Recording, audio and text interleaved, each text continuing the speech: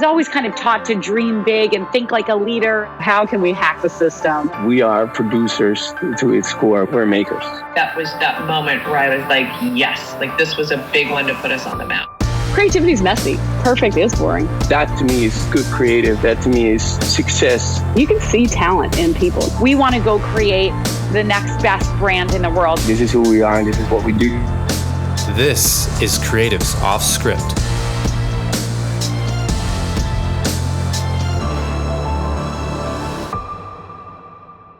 Welcome to the Creatives Offscript podcast hosted by Assemble. I am your host, Nate Watkin, and today we'll be speaking with an industry-changing CEO, Daniel McCarthy, the founder of Musicbed and Filmsupply. Daniel started his career as a creative and filmmaker, but quickly saw an opportunity to create a new music licensing platform featuring thousands of hand-picked emerging artists. He has also launched the Film and Music magazine, produced the documentary Make, and was a featured speaker at the Cannes Film Festival. Welcome to our podcast, Daniel. Thanks, man. Thank you for having me. Absolutely. So let's start from the beginning. Would love to hear a little bit about your story. Grew up in Fort Worth, Texas. What was it like growing up there? And tell me a bit about your upbringing. So it's not very creative in Fort Worth, Texas. We're getting better. But this is like the middle of Texas. I would say film and music, those two industries, not mega prevalent here. But I always kind of had a bent towards tech and media. And so in high school, I got into the kind of a tech program, which got me into like music recording, and then ended up going to school for music business and kind of decided when we started to get into it, I had the choice. Do you go to Nashville? Do you go to LA? Do you go to New York? Or do you try to create something kind of in your own world, in your hometown? And we felt like where the industry was going and kind of where the world was going, being more collaborative. I mean, especially right now, kind of in the middle of what we're going through as a world where everyone has realized that things that they thought could never be remote actually can be. We felt like where everything was going, it didn't matter where we were. It just mattered that we had great people and a great product. And so, yeah, I don't know if that completely answers your question, but I think it was not, there's not a lot of people coming out of Fort Worth, Texas that aspired to be in the music and footage space and then make it happen here. So we think it's exciting to be doing it where we're doing it. Yeah, I can relate to that. I was born and raised in the Denver, Colorado area and had a similar, conundrum growing up as well. It was like, do I stay here? Do I move to a big market? Obviously, I ended up moving to Los Angeles, but I think it's incredible that you guys have been able to create such a nationally or globally recognized brand from your hometown. Yeah, it's been fun. Yeah. And where would you say you first started to find a passion for creativity? Man, when I was a kid, I was really big into piano. And then when I got into high school, I kind of became a drummer.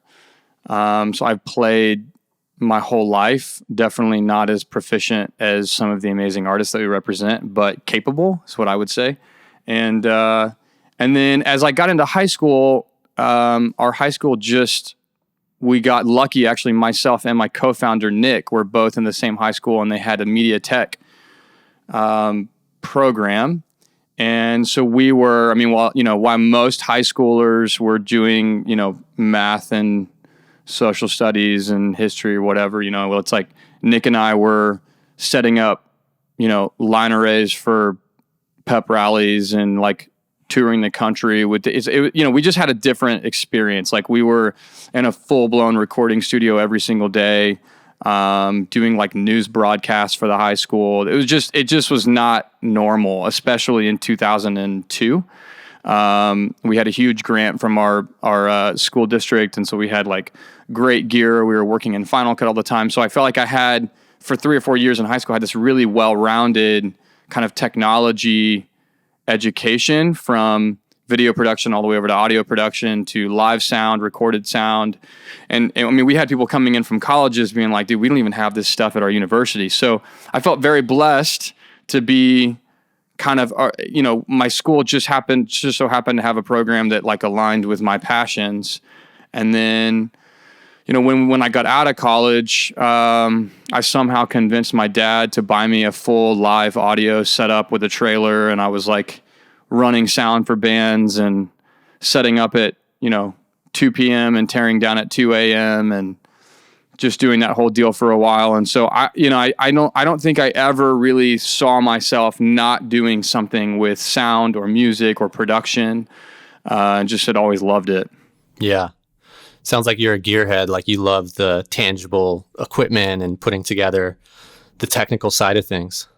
Yeah. I don't feel like now I have a big team. And so when I get around other gearheads, they definitely put me to shame. I mean, technology has changed a lot and I don't get to mess with it as much as I used to, but I definitely, I like new shiny stuff that, it's like, yeah, I love it. I mean, if I could sit in a recording studio all day, I mean, that's kind of the dream life, it's like, there's nothing like it. So tell me about your first real job in the creative industry. Oh gosh, I got fired from a lot of jobs. Let's see. My first job in the sound space, I was running sound like full time at a university. My first job in the creative kind of designer. So I went to college to be in music business. I was at a university called Dallas Baptist, and I quickly realized that I didn't like school. I knew I didn't like school all along, but I really hated college, specifically like all of the random dumb classes I had to take when I was a freshman. So I convinced a friend of mine who was starting an advertising agency to hire me as a designer. I'd never designed anything. He swears he knew it at the time, but I had downloaded a bunch of Photoshop templates and like changed out some colors and kind of like submitted it as like, hey, this is what I can do. I had no idea what I was doing. And he was like, listen, I'll pay you $500 a month and you can just come be an intern. So that was, I guess, when I was 19. So I dropped out of college. That was another rule, was he said, you can't drop out of college. You have to stay in school. So I enrolled in some like county college classes so he could see the paperwork, and I just never went. And so I just was doing this internship thing. I was doing a bunch of like album covers, brochure designs. And we had this contract with this like big CD manufacturer company that they would pay us like $250 a pop to do CD covers. So I would do like 4 a week. And looking back on it, I realized like it was literally like working out for your creative brain. I mean, it's like every single day I walked in, I had to do a whole album design, like full 8-panel, gatefold, just the whole deal. And I learned a lot about printing. I learned a lot about design. I learned a lot about, I was working back and forth with the artist. So I learned a lot about just communication, project management. Like I was just doing it all. And that's really what just got me into it, man. I was making $500 a month so I could pay for my crappy apartment. And I was probably working 90 hours a week, and it didn't feel like work. I just loved it. So now like when I hire kids, and they're like 9 to 5, like you guys are a bunch of wusses, honestly. Like you need to go out there and bust your butt. But anyway, I don't have a lot of grace for kids, really. Yeah, so that was my first real creative job, and I really owe a lot of even just where we are today to those two guys, Brad and David, who started that agency, who I guess saw something in me and, let me come and kind of figure out what the heck I was doing. Yeah, it sounds like you kind of hacked your way into the system without the formal education and then just taught yourself on the job. I think it's the only way to do it. I mean, honestly, what most people that we hire that went to school, we have to unteach them first. So I think maybe it's better. Just come get in the game, get around people doing what you want to do, learn from the best, and see what happens. Yeah. It's funny hearing that because it's actually so similar to like my path. I couldn't stand college either. I dropped out at 19 and started a production company and learned as I went. So I'm very familiar with just jumping in and just learning and starting to make money. It's, I think, an incredible way to learn. Yeah, now I have kids, and so they're like, well, Dad didn't go to school. I'm like,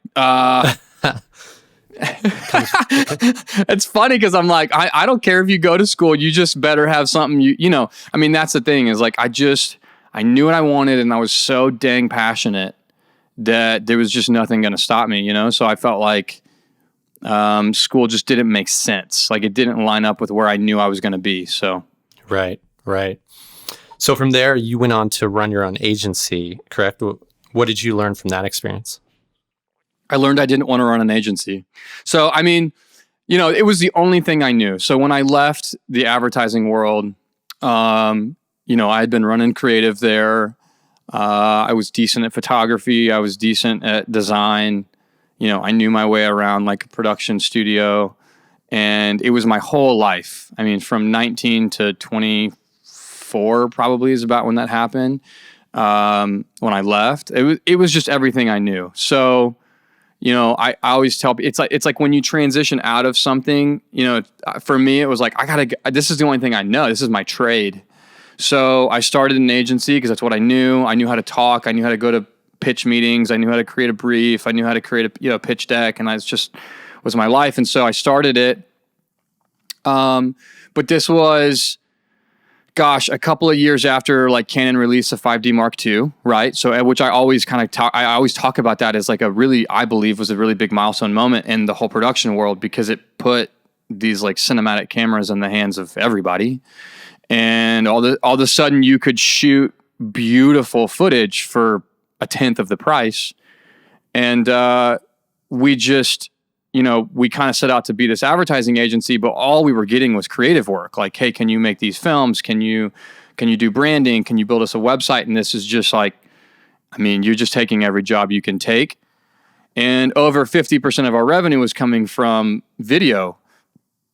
And, and I always said, I felt like I could control every aspect of the film, from lighting to, directing and the script and like the whole creative direction of the film. And then we would get to the music side, and I just felt like we were very limited. There was a couple of options. I didn't really understand the whole publishing, licensing aspect of things. So it's like, we're just stuck using killer tracks or something like that. And it was like, this is awful. There has to be a better way, right? Which is, I feel like, where most businesses start. And, that's what led us to, I had some artist friends that were living in Nashville. I had some guys that I knew that were managing great artists. I had gone to school for music business, and so I had a little bit of relationship. And I'm like, I know all of these guys. At the time, we had gotten quoted like $2,500 to do some, online project from Killer Tracks. And I was thinking, this is absurd. This music is awful. Like, I know that my buddy who's in Nashville trying to make it, who has music way better than this, would happily take $2,500 to let me use the music. So that's kind of where it started. And, Nick and I were like, I bet we could launch this and have 50 artists in a year. And that was back in 2011. And then we launched in 2012 with 35 artists, and it just kind of took off. I just felt like if we just stay true to who we are, we never compromise on quality, and we just try to make the most, because we were coming at it, yes, from an artist perspective, and we were both musicians, but we were really coming at it from the filmmaker's perspective, and like, what does the film industry need? What does the creative industry need? Like, they need amazing music, like the best quality, but it has to be accessible and easy. And so it worked. And, I guess fast forward, what are we now? 2020. So it's like 8 years. It's been wild. It's been really fun. Yeah, I remember those days. I remember even camera technology, right? Before the Canon Mark II came out, I believe was the first one. We were using like these lens adapters. Red Rock. Red Rock Micro, like these massive lens adapters that weighed like 50 pounds. And it was like when that camera came out, it changed everything. And I feel like you're shooting with the camera upside down, attaching like old crappy Nikon lenses. We were doing the whole deal, right? Anything you could do to like hack together this cinematic look. Right. Right. And it was really, really game changer. I felt like that was kind of the moment when the whole creative industry began to shift and video became as big of a deal as photo, from a creative perspective. So it was a big moment for sure. And similarly, on the music side, there was these terrible stock music libraries, or you had to try to call up a record label or a licensing company and try to license music. So I think that in the same way that these new tools like the Canon Mark II and these started evolving, it sounds like Musicbed also became that filmmaker first platform that provided what the industry really needed, which was great music from emerging musicians for film. For sure. Yeah. I felt like, what happened to the film industry had happened really to the music industry maybe 5 to 10 years earlier, which was, at one point, it cost you $100,000 just to make a record, and then, or more. And then, as Pro Tools and all this stuff, Logic, it's all this stuff starts to hit the music industry, and all of a sudden you have these guys in their basements making records for not a lot of money, and they're, it rivals what record labels are putting out. And so, we felt like at that time, there was just a ton of great artists that were being slightly ignored or weren't being recognized or weren't being really rewarded for the quality of stuff that they were putting out. Because, the accessibility of the technology, the ability to make great records was at an all-time high, yet there was no more radio time, right? It's we don't have any more space for more music. So y'all are going to have to figure out something else, right? And this is when, everything just starts to just blow up, and Spotify and everything else. It's just the whole music industry really got turned on its head, and is continuing to kind of be turned on its head. But as a creative, dude, I just needed really great. For me, I'm I just need really great music, and I know it's out there, and it's just really, really hard to find, and I can't figure out how to pay for it. That sounds simple, but it was we got to fix this problem. Up next, we'll hear how Daniel sold his house to fund his vision for Musicbed and put all of his chips on the table. But first, we wanted to take a moment to tell you about Assemble, the industry-leading project management platform designed for producers.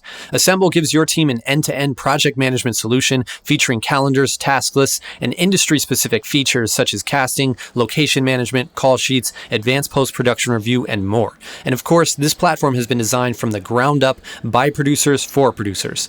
Assemble is being used by industry-leading production companies, agencies, and brands to help them streamline their content production. If you're currently paying for a multitude of different tools and you just want one project management solution that can fulfill all of your workflow needs, try Assemble today. Our listeners get a special discount of 20% off for their first year. Just enter the code Offscript, that's one word, at checkout. Learn more at assemble.tv/project-management. That's assemble.tv/project-management. You are listening to the Creatives Offscript podcast. So you have the idea for Musicbed, and to fund the company, you sold your house. You made $25,000 from the sale and used that to start Musicbed. How did that feel at the time? Dude, you did your homework. Yeah, we did sell a house, and it felt a little I don't know. I have had this conversation a couple of times. I have a really good friend, a mentor. I'll rabbit trail for a moment, but I have a good friend of mine that said, hey, you should write a blog post about risk. And I was like, what do you mean? He was like, yeah, man, I feel like every time you turn around, you're taking these huge risks. And I was like, oh, I don't feel like I've ever done anything risky. And because I think when you're an entrepreneur, when you have this gigantic vision, risky feels more risky to not do it, I guess is the best way to say it. It's for me, I was like, dude, there was no plan B. I saw what Musicbed could be. I saw the need in the industry. And I was like, dude, no, we just let's say I need, we probably needed $100,000, but all I could squeeze out was 25. And, at least for my wife and I, if Haley I mean, Haley's just probably the biggest supporter in the world. It's like, yeah, for sure, let's do it. I mean, if you think it's going to work, why not, right? So it didn't feel that risky at the time. I think, we sold a house, bought a smaller house. We were having our second kid at the time, and I don't know, man. I just knew it was going to work.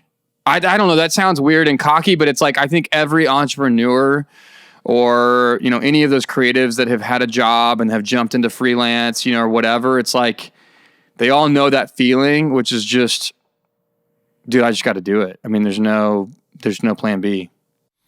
It's almost like the pain of letting the opportunity pass you by would hurt more than the pain of losing the money. Oh, dude, so much worse. Yeah. Yeah. Yeah, agreed. And so you continued running the ad agency and were somewhat using the agency revenue to help fund Musicbed. What was it like when you were eventually able to transition fully from the agency to Musicbed full time? Yeah, that was a great day. So we, I actually sold, so we kept the agency for about a year, kind of limited our clients. We basically kept about 4 clients on retainer. We're spending about 50% of our time doing that. And we wouldn't have been, I don't think we would have been able to launch Musicbed without it. It's so hard to go without at least a lot more funding. Because that cash flow monthly is so important. And about a year in, we felt like Musicbed was strong enough that we could switch all of our payroll over. And then I actually sold the agency back to the previous agency that I worked at out of college. And it was good for everybody, honestly. It was great for them. They were able to grab a couple of really great designers and creative director, take on 4 or 5 good clients. And it was good for me because I didn't really want to honestly, at the time, I was like, I don't really even want to make money on this deal. We had some really great team members and we had some really great clients. And for me, it was more of, I just want them all taken care of and in a seamless transition. So it was amazing and it all worked out perfectly. And then Nick and I kind of were able to fully focus on Musicbed, which was about the time you can go back and look at when we finally focused 100% of our energy on Musicbed, how it really started to take off. So going back and looking at the very early beginnings of Musicbed, the notes that you wrote down, the vision, what was the founding mission of Musicbed?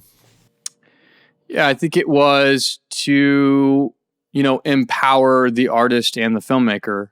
We really saw ourselves as kind of brokering this relationship between the creative industry and the music industry,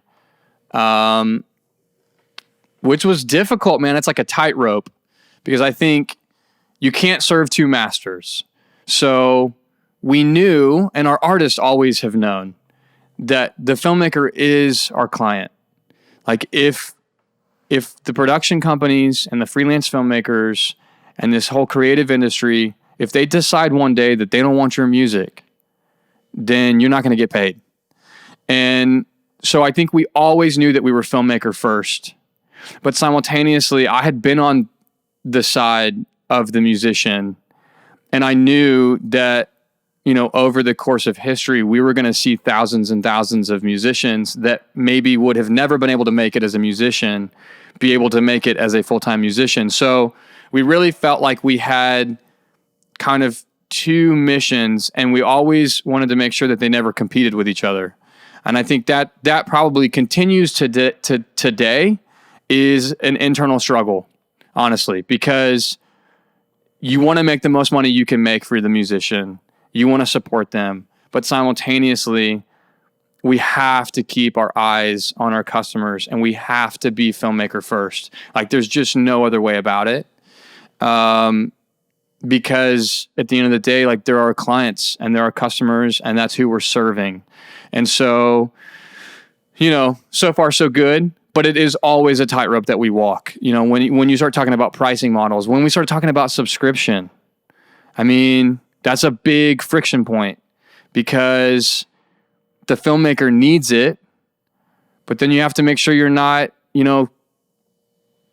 destroying the value of the music at the same time. And so I think we've just always had to have very honest and honorable conversations with both sides and try to just make the absolute best product and most value possible. So it's a long answer to your question, but that's kind of that tightrope that we walk on a regular basis.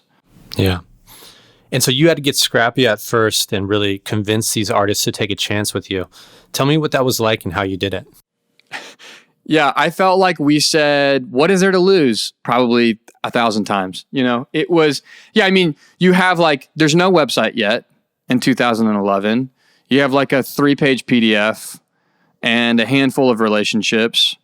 I remember taking one of my good friends to breakfast at Old South in Fort Worth, which is a crappy pancake place that smells like smoke, and just being like, dude, please, just trust me, right? What do you have to lose? If it doesn't work, it doesn't work. You don't make any money.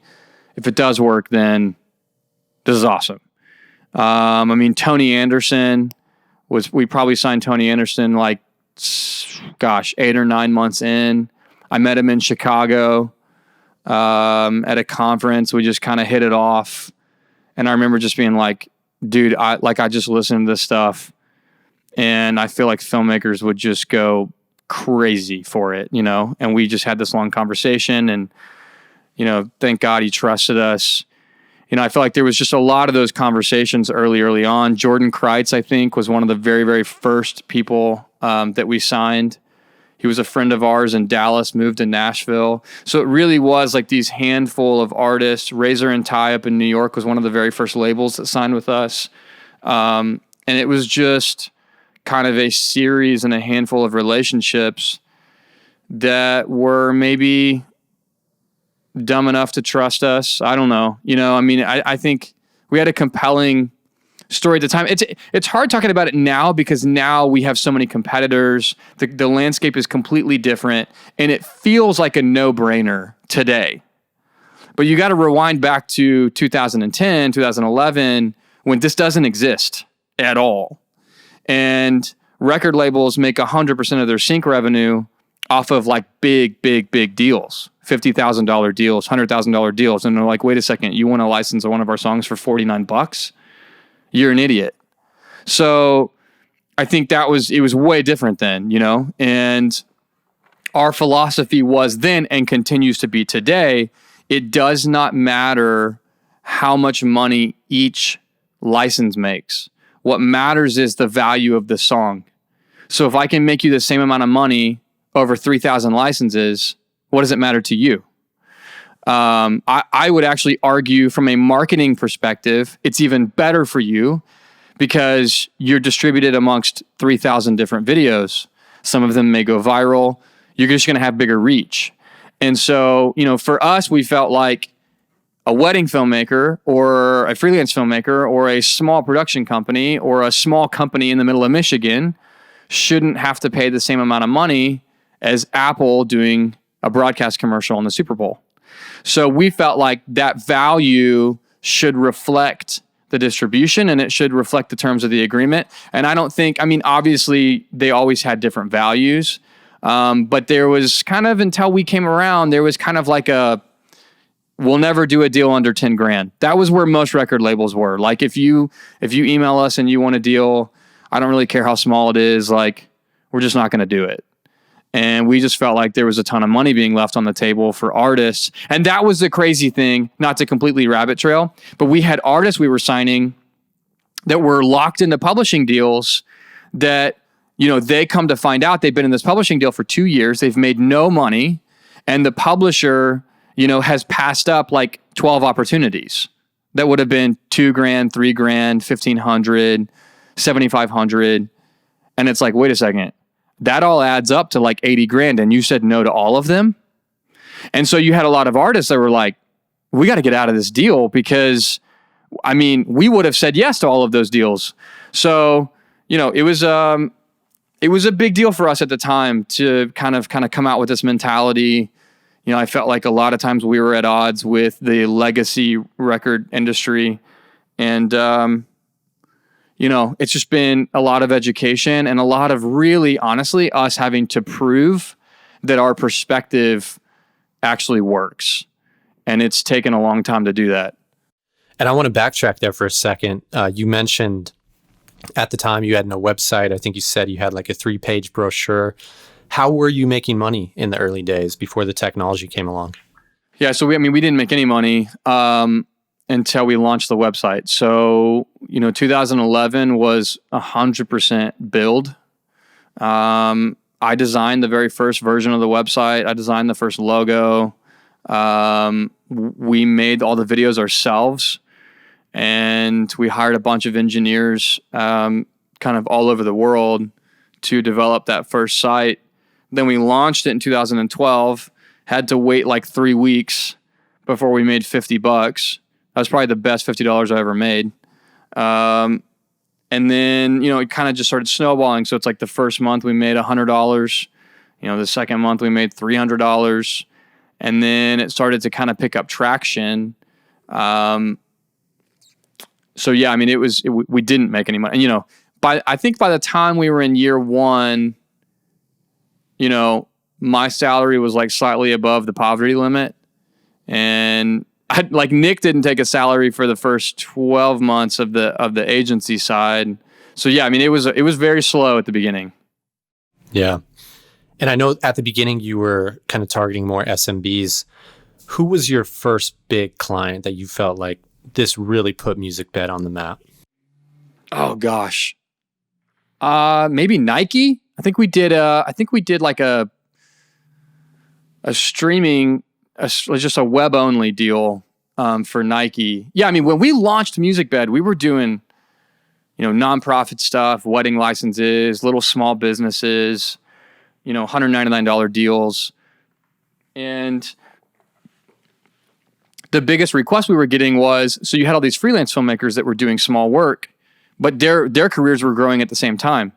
Whereas last year I was doing, I did this wedding project, and then I actually just got a call from Nike, and they want us to do this big project for them. Like, can I still license music from you guys? And we're like, heck yeah, you can. So that I think at some level, I think our customers really helped transition us, because all of our customers were growing in their careers and getting bigger projects, and were very loyal, and we were very thankful that they were very loyal. So they were coming to us saying like, hey, I have a bigger project. Can we do it? And so, we did some stuff with Nike. I think we did some stuff with Google. I'm a really big car guy. So my favorite was probably a big Acura NSX spot that we did. I would be happy if all we did was car commercials. Honestly, just love it.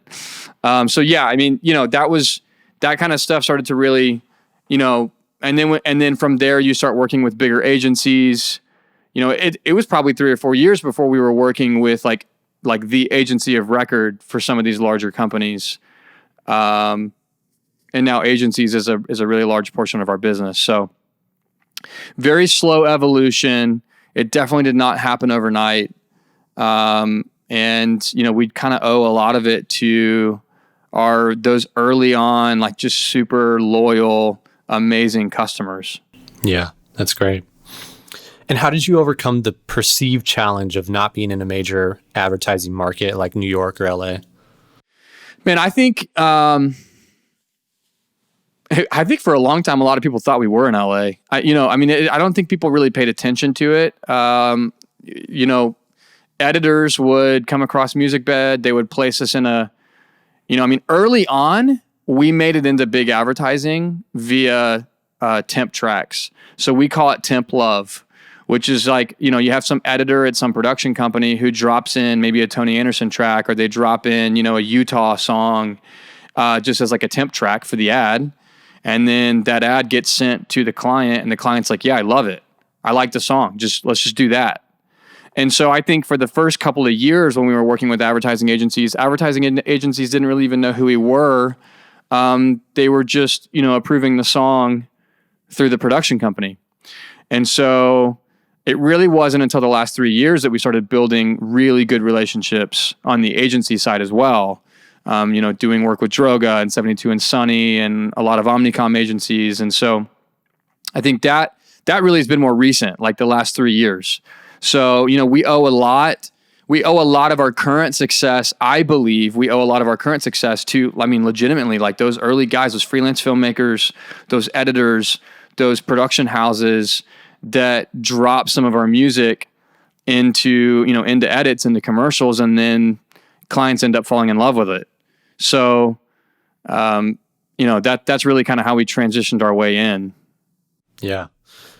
And you guys have really built some incredible name recognition in the industry with your background in design and advertising and creative. What was your goal for how you wanted to shape the brand? Oh, man. Like the Musicbed brand is definitely my baby. So, I just really I wanted it to be inspiring. I wanted it to be award winning. Like, we came from the advertising world. And so, to me, I was like, there were so many, some of this was like built up frustration for creative work that our clients never let us do when we were at an advertising agency. And I think if any creative director is listening to this, they will fully understand this, right? You bring a pitch and it's the most genius idea and you freaking know it's going to work. Like, just let me do it. Just give me the money. Let me do it. I know it's going to work. And the client's like, I don't know. It seems kind of risky. Maybe. And then it just becomes vanilla, And you're like, dang it, man. I wish they would just let me do it. So, we had been doing, I had been in the advertising space for a while. And then we had been running our own agency for a few years. And I loved our clients, but this was early on when branded content was kind of fresh and no one knew, like, are we going to do this thing? Are we not? Like, I don't know. Articles and blogs were kind of new. And I had all these ideas and nobody would bite. And so I felt like we launched Musicbed. I'm like, I'm doing them all. Like, I'm going to do everything that I think is going to work and maybe it'll work. I felt like we should be making films about filmmakers, about their life, like introspective, what's working, what's not, what are you pissed about? What are you happy about? What gets you up in the morning? And we just started making these films and then we started getting staff picks on Vimeo and it kind of just, we were writing in-depth articles and I don't know. I just felt like, and branded content is a real struggle because it's hard to measure. Like when you're a marketer, you're putting these films out and they're getting like 35 comments on Vimeo, and it costs you $50,000 to make it. And you're like, does anybody even care? Honestly, we'd be at like NAB or something and a filmmaker would come up and be like, oh my gosh, I saw that film you did about Solomon and it totally changed my life. And I'm like, did you comment? Like, could you comment next time so that I know you liked it? Like, give us a little bit of feedback. So I think that was just, I don't know, man. I knew that we wanted to be a brand that connected with the filmmaker at a different level than any other brand had before. Because it was so important to me that our clients understood and continue to understand that we get you. Like, we're fighting for you. We're fighting on your behalf. We understand your struggle.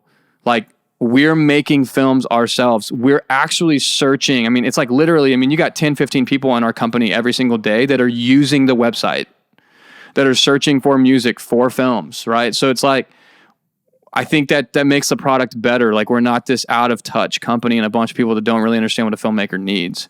So, I just wanted this brand to like actually stand for something and be this filmmaker first brand that actually understood the customer. And hopefully we've obtained some of that. I think, to be completely transparent, I feel like we lost a little bit of it in 2016 to 2018. Maybe 2019, like we spent almost 2 years having to completely retool the organization and figure out how we were going to do subscription and what the future of the company was going to be. And I feel like we spent so much time doing kind of internal work that a lot of our brand perception and some of the content we were making had suffered. And so really going into 2020, I told our creative team, like, here's the Amex. You got your name on the credit card, get to work, start making content. like get back in the game. I mean, I'm more proud of our creative team than I probably ever have been. I mean, they've just been knocking it out, making content, a bunch of stuff teed up that hasn't even gone public yet. And so yeah, I mean, we definitely are on like a mission to make sure we maintain that kind of position. Yeah.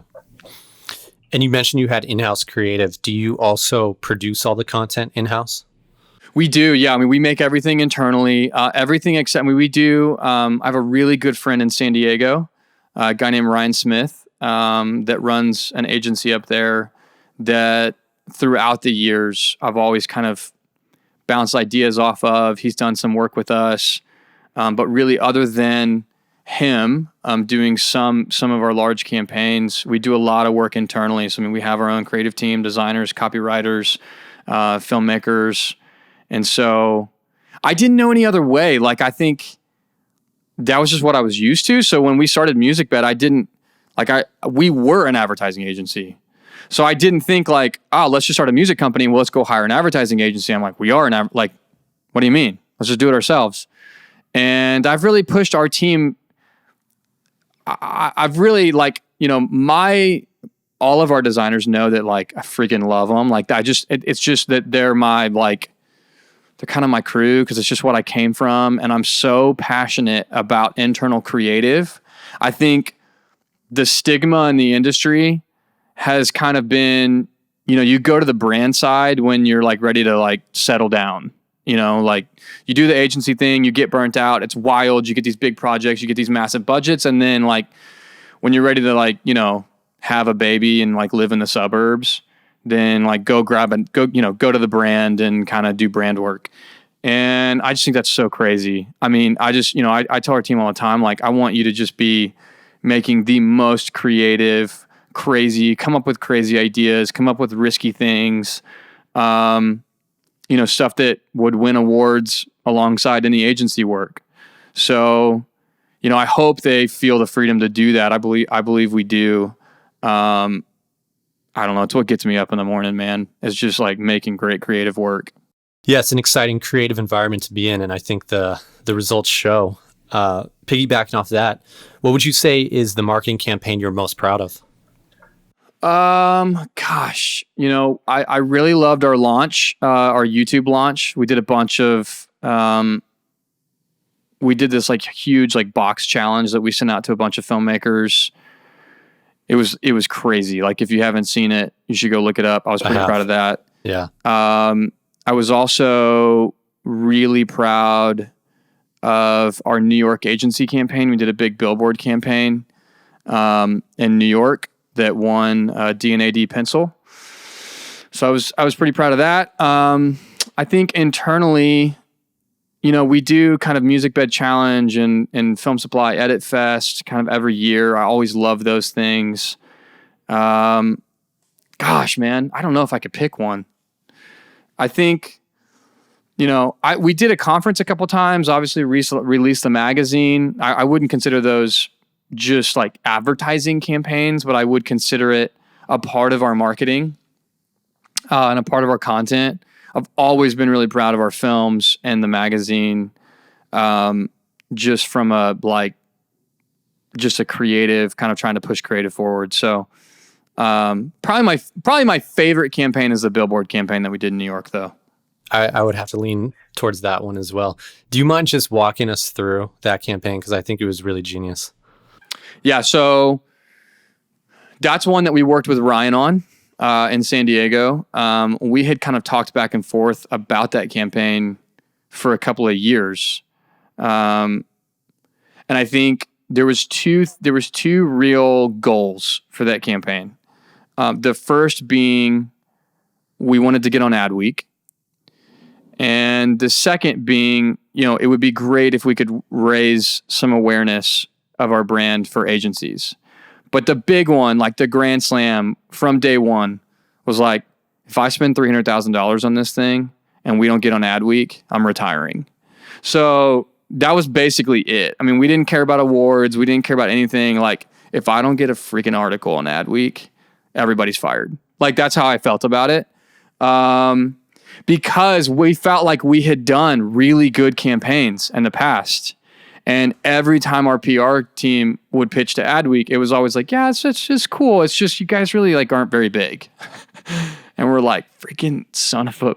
So, you know, I mean, and so my thought process was, if we target this at all of the creative directors that Adweek writes about every single week, they'll have to write about us. Like, they'll have no other choice. So that was kind of the whole deal, was like, if we go put billboards up and we start calling out the best creative directors, the best copywriters, the best agency owners, like, in the world, we're either going to piss them off, maybe we piss some of them off, or we're going to actually get their attention. And when we get their attention, like, Adweek will have to say something. And so, you know, that was the whole deal. And so, I mean, I'm telling you, like, Ryan, our internal team, and Ryan Smith, like, they've busted it for that campaign, because we couldn't afford like 1 month, 2 month contracts on these gigantic billboards in Manhattan. So we had to work all like really, really hard to find out, number one, you know, where do these creative directors work? Where do they live? What subway do they take to get to work? What floor are they on? In like their particular buildings, you know, all these kind of crazy things. And then we had to go work with, you know, a media buyer to find, like, can we get 2-week slots? Can we get 3-week slots? Can we get kind of like, you know, because, you know, this thing would have cost like $1.5 million, $2 million if we'd have been signing, you know, regular agreements on some of this media. So like we pulled it off. It actually kind of got leaked to Droga 5 that we were going to do it, and we got a cease and desist letter before the campaign went live, which was honestly, I should frame it. That's probably my proudest moment in my whole life. And it was just, you know, we kind of had all these different things. You know, probably my 2 favorite billboards of that campaign. One of them was right outside of an agency owner's office.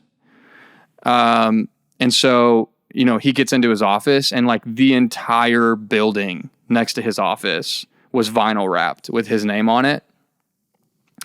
And, you know, the other one was probably the Droga one that we didn't get to do because we got told we would get sued if we did it. But yeah, it was a really fun campaign.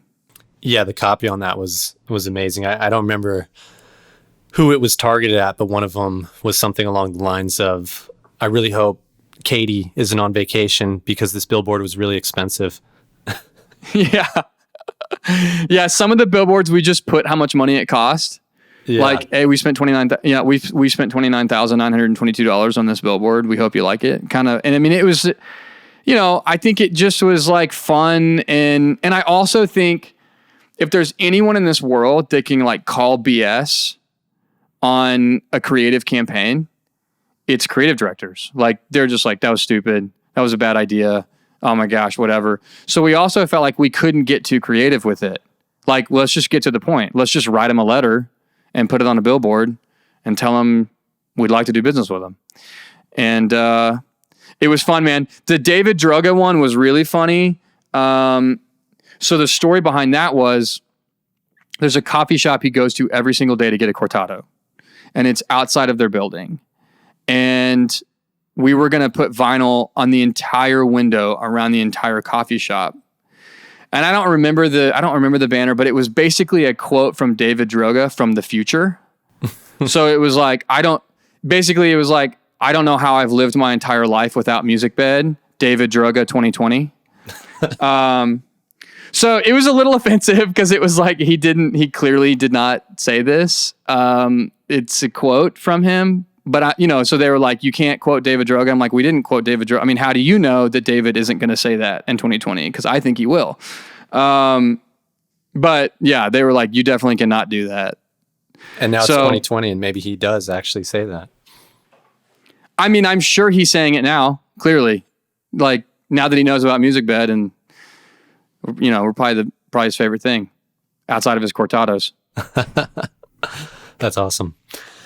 So you've been running Musicbed for almost 10 years now.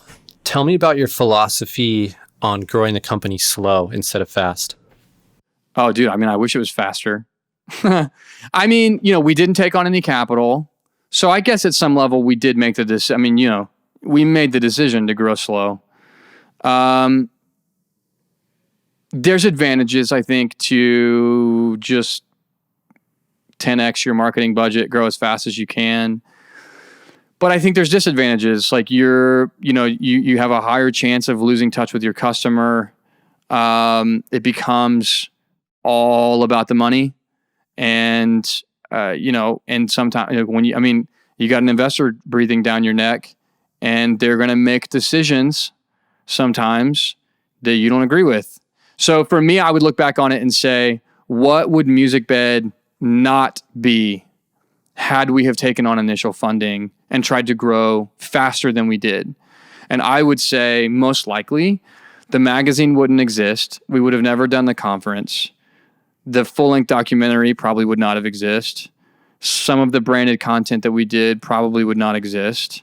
Because those things are all expensive, they're hard to prove their value, and they're all long-term plays.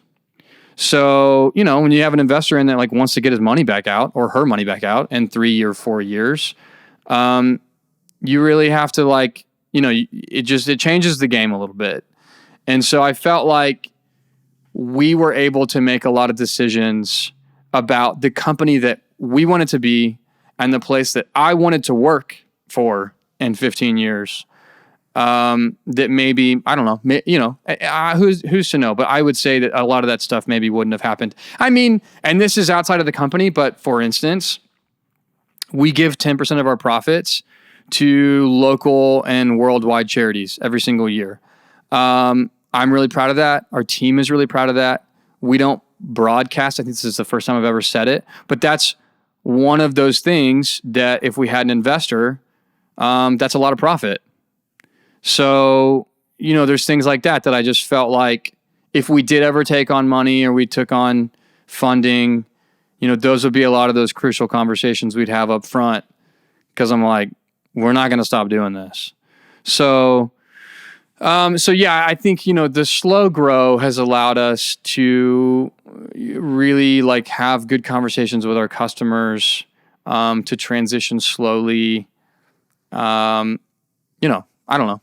I mean, a lot of companies would look at our revenue growth and say, you didn't grow slow. I don't know. I mean, I think those first 4 or 5 years, we were doubling revenue every year. So, it felt very fast, I guess, to us, but we probably could have multiplied it had we have taken on some initial funding. I just don't know that I would still want to work here, honestly. Yeah. It's like if you had investors, it's almost like you'd be back at the agency with the client that had to okay everything, right? Oh my gosh. I don't do well with bosses. I'll have to figure it out one day. Yeah.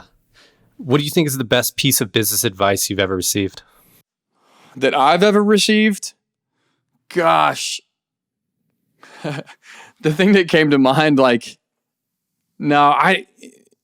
care about the customer first, honestly. I mean, I don't know. That seems so cheesy, but I think if CEOs come in every single day and they're willing to put their customer's shoes on, then you kind of can't go out of business. You can, the demand can change and the market can shift, but it's really, really, really hard to go out of business when all of your customers love you.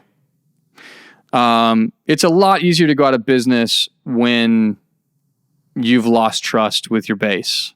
So I think it's just so important to be having conversations with, your customer service team, the people having conversations with your clients on a regular basis, really, really, really understand and have a lot more empathy than you think you should, which has been hard for me to learn because I was not born with empathy. And I think a lot of business owners are not, right? I mean, we're a breed in and of ourselves, and we're Enneagram 8, crazy, driven, we'll run over anybody to make our thing happen. The amount of times I've cussed out a customer in my mind because I think it's just the stupidest thing, and then you got to go back and be no, their perspective is right. you have to see it, and you have to have empathy for how our customer feels in this moment. And so I think it's like, that's been the biggest thing I've had. I think that's the biggest advice, because I think that's the thing I've had to work on the most, which is like, the second you lose sight of what your customer values, you're already dead. So, yeah. Yeah. And if you had to start your career all over again at, 20 something years old, what would you do differently this time around? I wouldn't sign crappy royalty deals early on with Musicbed. Some of that stuff we're still paying for. That's like a total technical thing. I think I would be more confident that this thing is going to work. You learn as you go. Like, I think early on, any good entrepreneur, I mean, you're basically begging people to work with you and trust you. And so you're just having to build a repertoire of things.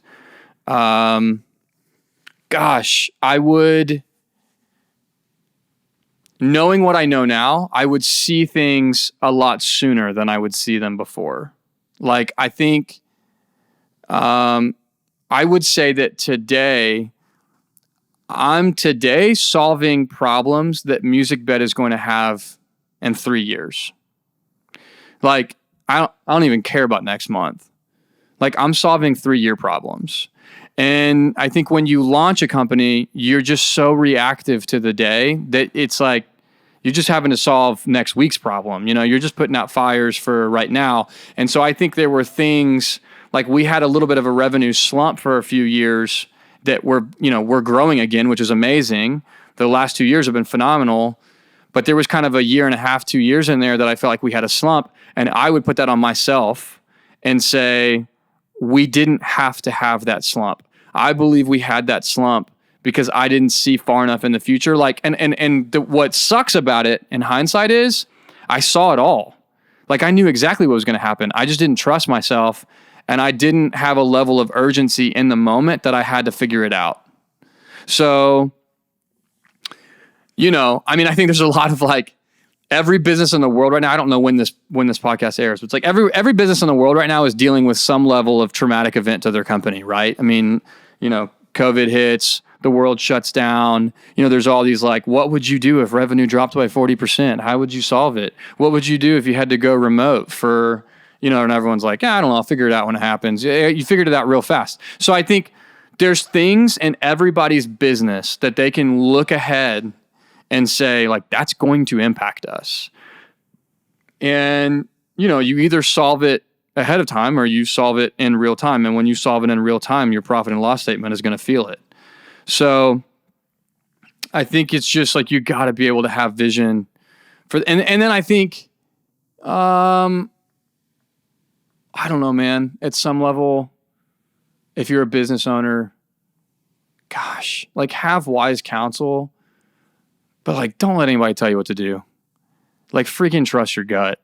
I think I kind of lost my gut a little bit. Like, when I was talking about that whole kind of season where we weren't making good content, I feel like we had lost our footing a little bit on just where I wanted to be, and we're finally coming back.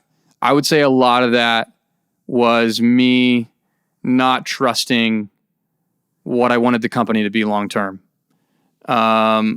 And just being like, you almost have to get angry. Like, you almost have to come back to the point where you're like, F it. I don't care what anybody says. Like, this is what we're doing. And then, out of that, I think you get a little bit more compassionate, and then you have to find somewhere deep down like that optimistic vision to bring that to your team. You can't be angry with your team, but like, internally you have this kind of internal like friction of being like, no, dude, this is what I want. This is what I know. This is who I know we can be. And so, I think just trusting your gut is pretty critical. Yeah, I love that. Well, thanks so much, Daniel. This has been an incredible conversation. I really appreciate hearing your story and all the insight. It's been great to have you. Yeah, man. Thank you so much for having me. Absolutely. Take care. If you're interested in hearing more insight and inspiration from industry-leading creatives, click subscribe anywhere you listen to podcasts to become one of our listeners today. You can also join our newsletter for more insider content by going to assemble.tv/blog and signing up there. And you can find me on all channels at Nate Watkin. And don't forget, if your producing team is in need of a project management solution, try Assemble today to streamline your production workflow. Our listeners receive a 20% discount for their first year by utilizing the promo code Offscript. That's one word at checkout. You have been listening to the Creatives Offscript podcast, sponsored by Assemble.